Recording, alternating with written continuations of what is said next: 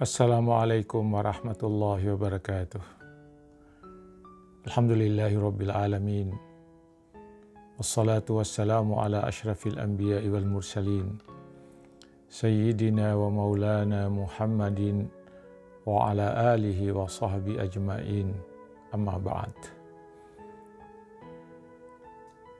Qala Allah Ta'ala fil Qur'anil Karim, A'udzu billahi minasy syaithanir rajim. Bismillahirrahmanirrahim. Wa nafsi wa ma sawwaha fa alhamaha fujuraha wa taqwaha. Qad aflaha man zakkaha wa qad khaba man dassaha. Shadaqallahul azim. Para penonton, para pendengar di mana saja berada. Syukur alhamdulillah, kita senantiasa memanjatkan kepada Allah Subhanahu wa Ta'ala, karena Allah telah memberikan kepada kita berbagai nikmat yang luar biasa banyaknya. Allah telah memberikan kepada kita nikmat yang begitu banyak, sehingga wajarlah kalau kita senantiasa memanjatkan syukur kepada Allah Subhanahu wa Ta'ala. Para penonton, para pendengar di mana saja berada, uraian kita pada hari ini berkaitan dengan tema Kenalilah hakikat dirimu untuk mengenal hakikat Tuhanmu.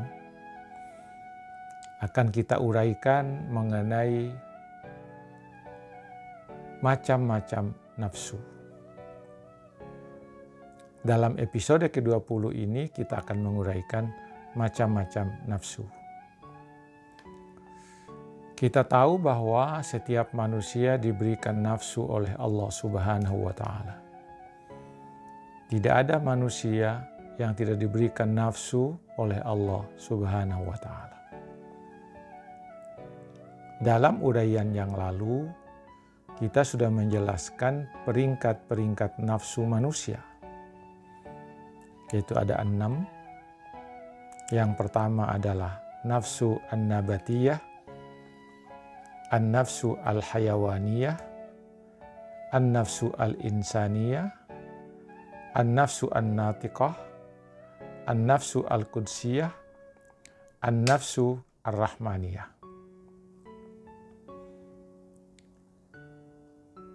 Nafsu an-natiqah adalah nafsu yang di dalamnya itu bercokol 3 nafsu, yaitu an-nafsul ammarah, an-nafsul lawwamah, dan an-nafsu al-mutmainnah.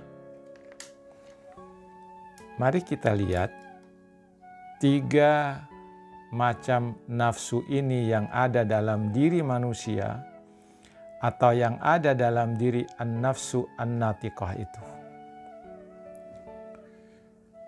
Nafsul ammarah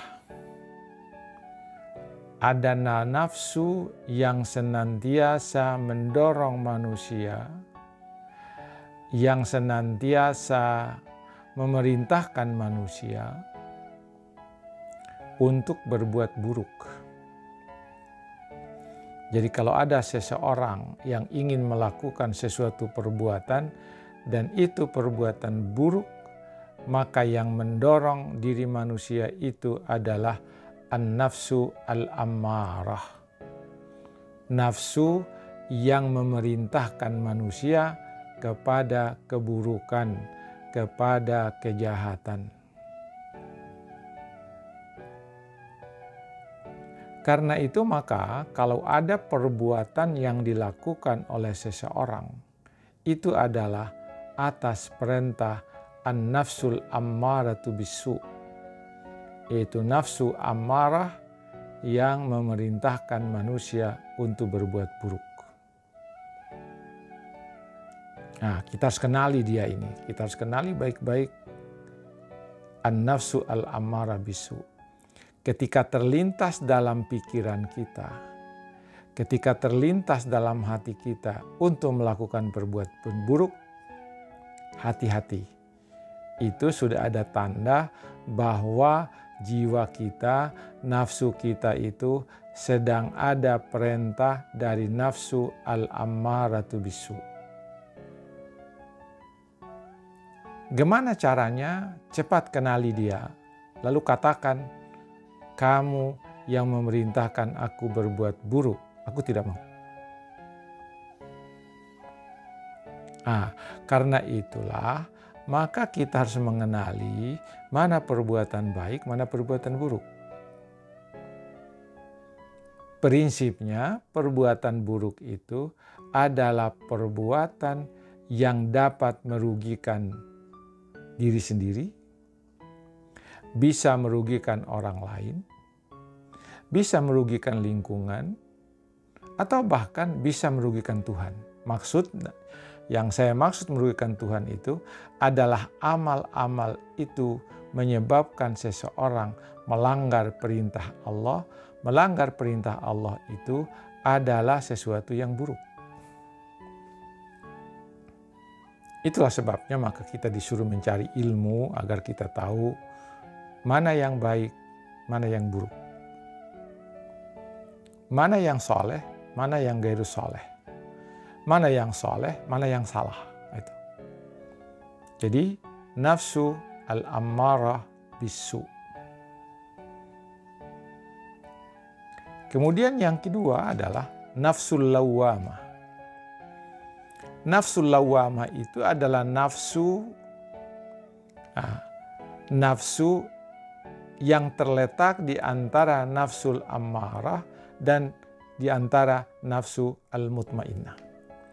Gimana dikatakan dia di tengah-tengah? Karena apa? Nafsu al-lawwamah itu adalah nafsu yang menyebabkan seseorang menyesali perbuatan-perbuatan buruknya. Jadi kalau ada seseorang yang pernah melakukan perbuatan buruk, kemudian lalu dari perbuatan buruk yang dilakukannya itu timbul penyesalan di dalam dirinya itu, maka yang menimbulkan penyesalan itu adalah nafsul lawwamah. Kita sudah berbuat zolim, lalu setelah berbuat zolim kita menyesali. Itu yang menyesali itu adalah nafsul lawwamah. Kita telah berbuat dosa, kita menyesali perbuatan dosa itu nafsul lawwamah. Kita telah berbuat zolim kepada seseorang, lalu kita menyesali perbuatan zolim itu adalah nafsu al-lawwamah. Baik. Maka nafsu lawwamah itu nafsu yang melahirkan penyesalan dari manusia. Lahirnya penyesalan dari manusia itu adalah karena nafsu al-lawwamah. Kemudian yang ketiga adalah ada namanya an-nafsu al-mutmainnah. Nafsu al-mutmainnah itu secara sederhana diartikan nafsu yang tenang, nafsu yang damai. Yang dimaksud adalah nafsul mutmainnah itu nafsu yang selalu dalam keadaan tenang, yang selalu dalam keadaan damai. Mengapa dia damai? Nafsu inilah yang selalu mendorong manusia untuk berbuat baik. Nafsu inilah yang selalu mendorong manusia untuk berbuat soleh. Maka kesolehan-kesolehan yang dilakukan oleh seseorang akibat adanya dorongan dari nafsul mutmainnah ini, lahirlah ketenangan-ketenangan di dalam diri seseorang. Saudara-saudara harus tahu bahwa kalau orang berbuat tidak baik, pasti menimbulkan ketidaktenangan di dalam hatinya, menimbulkan ketidaktentraman dalam hatinya, menimbulkan kegelisahan dalam hatinya. Nah, kemudian nafsul mutmainnah itu adalah nafsu yang mendorong manusia untuk selalu berbuat baik. Nafsu inilah nanti Bapak, Ibu, dan saudara-saudara sekalian yang akan dipanggil oleh Allah nanti ketika di hari akhirat untuk masuk surga.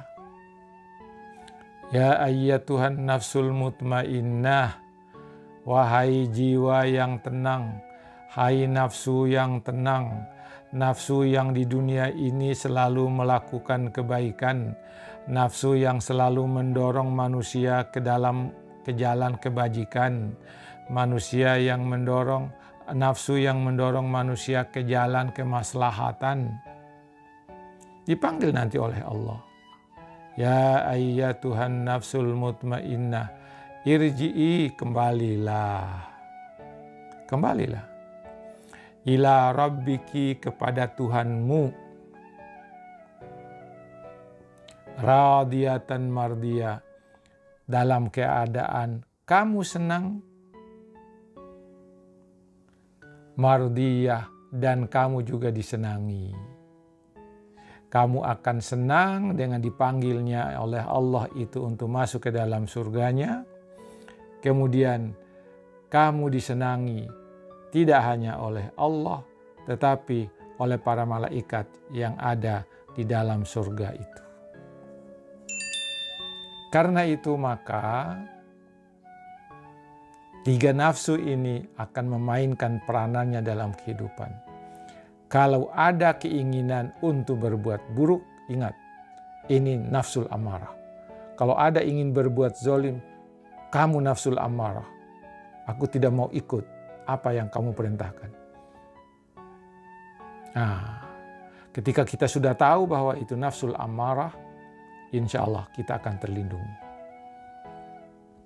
Kemudian nafsul lawamah itu nafsu yang mendorong kita untuk menyesali kita karena kita berbuat zalim, kita berbuat salah. Nafsul mutmainnah, nafsu yang selalu mendorong kita untuk berbuat baik, untuk berbuat kebajikan, untuk berbuat saleh, untuk beramal saleh. Saudara-saudaraku yang saya muliakan, inilah 3 nafsu, nafsu al-ammaratu bisu yang menyuruh kita berbuat buruk, nafsul lawamah yang menyesali perbuatan buruk yang kita lakukan, nafsul mutmainnah, nafsu yang selalu mendorong kita untuk berbuat kebaikan. 3 nafsu ini berada di an-nafsun natiqah, yaitu nafsu yang aktif dari manusia. Sekian, lebih dan kurangnya mohon dimaafkan. Assalamualaikum warahmatullahi wabarakatuh.